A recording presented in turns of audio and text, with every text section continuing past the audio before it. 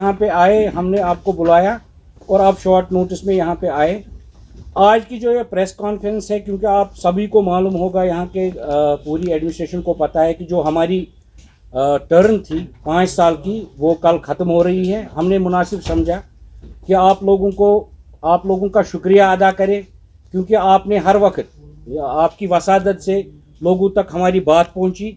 पहले मैं अपनी तरफ से, अपने कॉरपोरेटर्स की तरफ से आप लोगों का बहुत बहुत शुक्रगुजार हूं, जो आपने हमेशा हमारी जो ज़बान थी कॉरपोरेशन के मसले थे, कॉरपोरेशन का जो भी कार्यकाल रहा, वो आपने आपके ज़रिए लोगों तक पहुंचा। उसके लिए मैं आप सब लोगों का बहुत ही मशकूर हूं, शुक्रगुजार हूं, और अपनी कॉरपोरेटर की तरफ से भी। देखिए, ये जो म्युनिसिपल कॉरपोरेशन इलेक्शन हुआ 2018 में, ये 5 साल का टेन्यूवर होता है। यहाँ पे mayor, deputy mayor, chairman health and sanitation, chairman social justice और चेयरमैन स्वच्छ भारत होते हैं, जो यहाँ पे कॉन्स्टिट्यूशनल पोस्ट होते हैं। बाकी यहाँ पे कॉरपोरेटर्स काम करते हैं। मगर जब हमारे इलेक्शन हुए तब यहाँ पे जो कॉन्स्टिट्यूशनल अमेंडमेंट थी वो लागू नहीं थी, 7th 4th कॉन्स्टिट्यूशनल अमेंडमेंट। जब रीऑर्गेनाइजेशन एक्ट बना यहाँ 5 अक्टूबर 2020 को, तो यहाँ पे जो कॉन्स्टिट्यूशनल अमेंडमेंट है लागू हुई थी। मैं आपको एक छोटा सा दस्तावेज दूंगा, जो आप मीडिया भाई अपने जो न्यूज़ है उन पे शेयर करेंगे।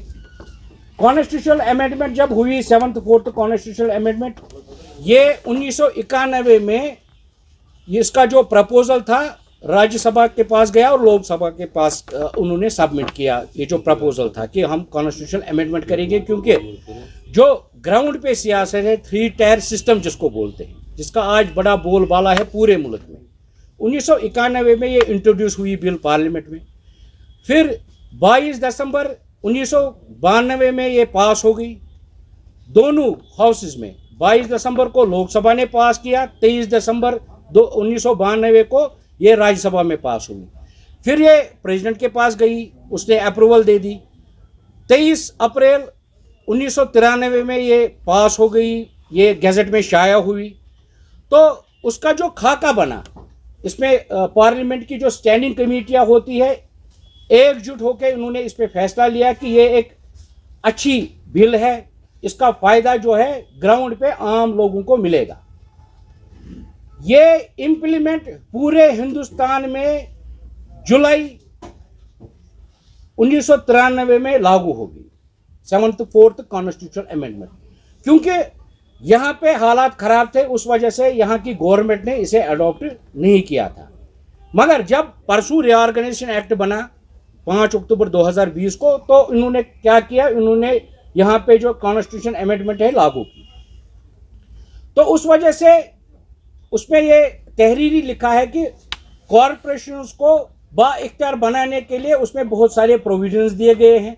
हमारे पास यहाँ पे डिपार्टमेंट्स नहीं थे, हमें डिपार्टमेंट्स दिए गए, डिपार्टमेंट्स को ट्रांसफ़र किया गया। श्रीनगर म्युनिसिपल कॉरपोरेशन में जितने भी उनके बजट से उनको ट्रांसफ़र किया गया। यहाँ पे बाइख्तियार बनाने के लिए ये गवर्नमेंट की एक बड़ी कोशिश ही थी, मगर यहाँ पे ये सब चीज़ें नहीं थी।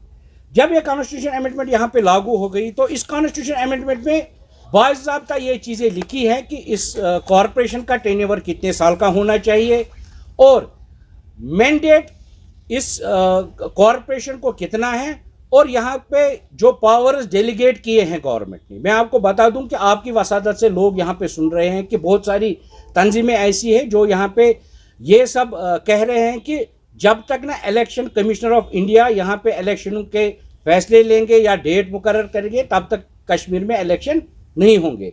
मगर जो ये 7th 4th कॉन्स्टिट्यूशन अमेंडमेंट है, इसमें बाज़ाब्ता जो इख्तियार है, डेलीगेशन है, वो यहाँ के चीफ इलेक्टोरल ऑफिसर के पास है, यहाँ की जो स्टेट इलेक्शन कमिश्नर है उसके पास है।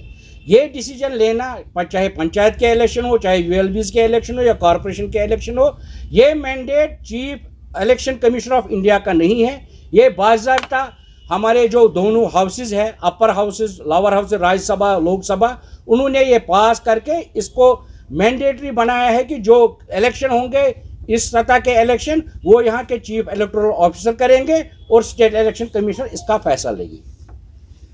उसमें टेन्योवर का लिखा है, टेन्योवर 5 साल का होना चाहिए। उसमें बाज़ाब्ता ये लिखा है कि जो टेन्योवर ख़त्म होने से पहले यहाँ पे mandatory 7th 4th constitution amendment में है कि वो मैंडेटरी यहाँ पे इलेक्शन करवाए।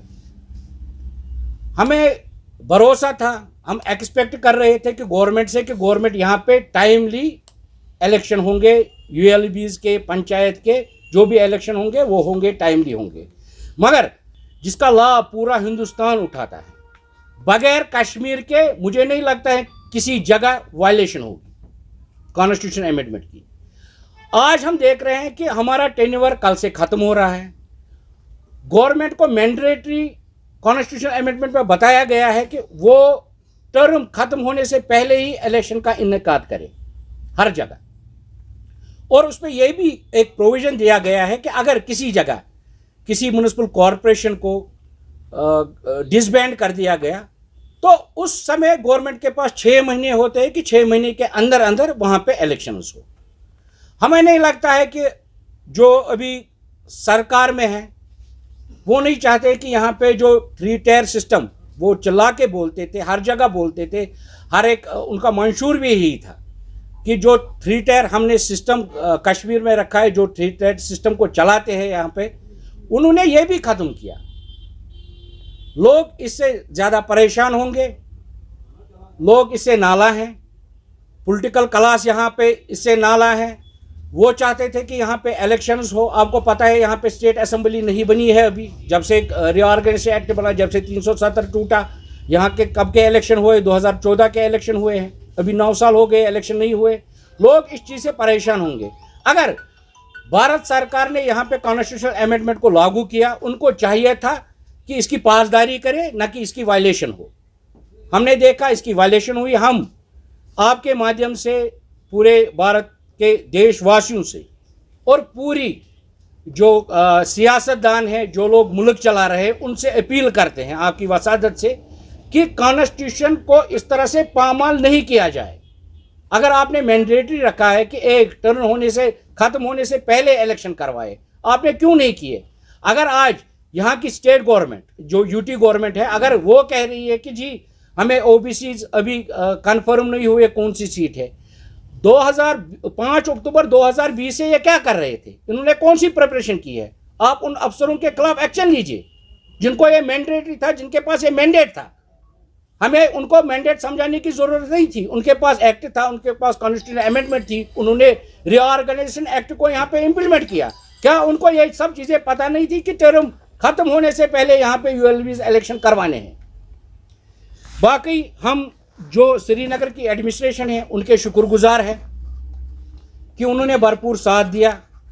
जो यहाँ के श्रीनगर की हम बात करेंगे, क्योंकि हम श्रीनगर के नुमाइंदे हैं, हम अपने लोगों को भी आपकी वसादत से शुक्रिया अदा करते हैं कि जिन्होंने हमें उस मुसीबत में वोट डाले जब यहाँ पे बाइकआउट की सियासत चलती थी।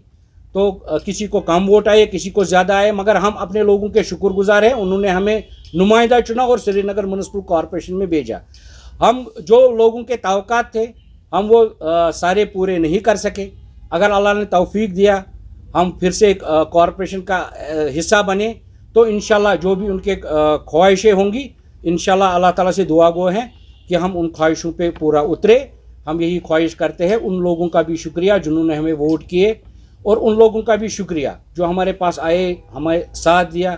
मैं अपनी तरफ से ज़ाती कॉरपोरेटर्स का बड़ा मशकूर हूँ, शुक्रगुजार हूँ, जिन्होंने इस पूरे टेन्योर में चाहे इतनी कितनी भी ये यहाँ पे हंगामा रहा, कंट्रोवर्सीज रही, उन्होंने उनको बालाई ताक रख के मेरा भरपूर यहाँ पे साथ दिया। मैं इनका तहे दिल से शुक्रिया अदा करता हूँ।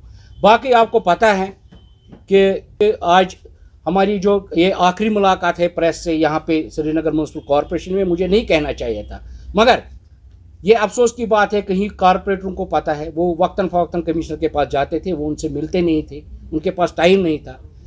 गवर्नमेंट से भी इस्तदा करते हैं कि जब यहाँ पे आप कॉरपोरेशन का इलेक्शन हो, ऐसे अफसरों को कॉरपोरेशन में तैनात नहीं किया जाए। सर, काफी अर्सा आपने इस देखिए कॉरपोरेशन में बहुत अनबन रही। वो इसलिए हुई कि यहाँ पे जो मैंडेट हमें था वो हमसे छीना गया। अनबन तो इसलिए होती थी, आपको पता है कि म्युनिसिपल कॉरपोरेशन एक्ट में सेक्शन 53 में बाज़ाब्ता लिखा है कि यहाँ पे मैंडेटरी बनाया गया है कि जो कॉरपोरेशन की बिजनेस की मीटिंग है, जो भी कॉरपोरेशन का बिजनेस डिस्कस होना है वो मैंडेटरी एक मीटिंग महीने में बुलानी है। आज तक कॉरपोरेशन के 60 महीने पूरे हो गए। 60 महीनों में हमने 17 सेशन किए हैं, जिसमें इलेक्शन के और नो कॉन्फिडेंस मोशन के 9-10 सेशन हैं। हमने बिजनेस यहाँ पे डिस्कस ही नहीं किया, ना यहाँ पे मेयर ने उसका ताउन किया और ना यहाँ के कमिश्नर ने उसका ताउन किया। और कोई सवाल? 73 एंड 74 जिसमें ये बताया गया है कि यहाँ पर वायलेशन हो रही है, अगर इलेक्शंस नहीं होते हैं, अगर इनको पहले डिसॉल्व करनी थी, यहाँ पर कॉर्पोरेशन को डिसॉल्व कर दे तो 6 महीने के बाद इलेक्शन होता है। देखिए, लेकिन सर मेरी एक बात है, क्या आप are you going to the legal course of action against this corporation? क्या इलेक्शंस नहीं हो रहे हैं, अगर ये अमेंडमेंट या कॉन्स्टिट्यूशन है तो उसके लिए क्या आप लीगल कोर्स ऑफ एक्शन के लिए जाएंगे? देखिए, इसमें लीगली देखना पड़ेगा कि इसका लीगल वे क्या है, उस पर हम बात करेंगे। क्योंकि अभी जो टेन्योर है, बहुत सारी म्यूनिसिपलिटीज़ है या म्यूनिसिपल काउंसिल्स है, उनका टेन्योर अभी है, उनका किसी का 1 महीना है, किसी का 10 दिन है, किसी का 15 दिन है। म्यूनिसिपल कॉर्पोरेशन जम्मू का तो फिलहाल 14 तारीख को वो भी ख़त्म होने वाली है। मैं कह रहा हूँ कि उसमें प्रोविज़न दिया गया है कि अगर कोई भी कॉर्पोरेशन को डिसॉल्व करे, फिर गवर्नमेंट के पास 6 महीने होते हैं, उनको स्पेसिफिक टाइम दिया गया है अमेंडमेंट में कि वो स्पेसिफिक टाइम में इलेक्शन करवाए, 6 महीने के अंदर अंदर करवाने होते हैं। आपने देखा हमारी टर्न कंप्लीट हो गई। हमारी टर्न कंप्लीट होने से पहले यहाँ पे इलेक्शन होने चाहिए थे, जो कि अमेंडमेंट हमें बता रही है कि जो कि दोनों हाउसेज, राज्यसभा और लोकसभा ने पास किए। एक आखिरी सवाल, यहाँ पर केयर टेकर मेयर की बात की जा रही है Jammu as well as in Srinagar, तो उसके लिए क्या प्रोविजन कोई है कि केयर टेकर मेयर यहाँ पर दिया जाए? देखिए, जितना मुझे एक्ट के बारे में पता है, जितना मैंने म्यूनिसिपल कॉर्पोरेशन एक्ट को पढ़ा है, समझा है, जाना है, और बाकी जो भी पंचायत के एक्ट है, यहाँ पे म्यूनिसिपलिटीज़ के एक्ट है, मैंने सभी एक्ट्स पढ़े हैं। ऐसा कोई प्रोविज़न नहीं है कि एक कॉन्स्टिट्यूशनल पोस्ट है, ये बाय वर्च्यू ऑफ एक्ट होता है, बाय वर्च्यू ऑफ वोटिंग होती है। तो इसमें ऐसा कोई प्रोविज़न नहीं है कि केयर टेकर मेयर को रखा जाए। ये मुझे नहीं लगता है कि हिंदुस्तान में पूरे भारत में ये कहीं पे होगा, तो और ना यहाँ पे ये चीज़ें होंगी।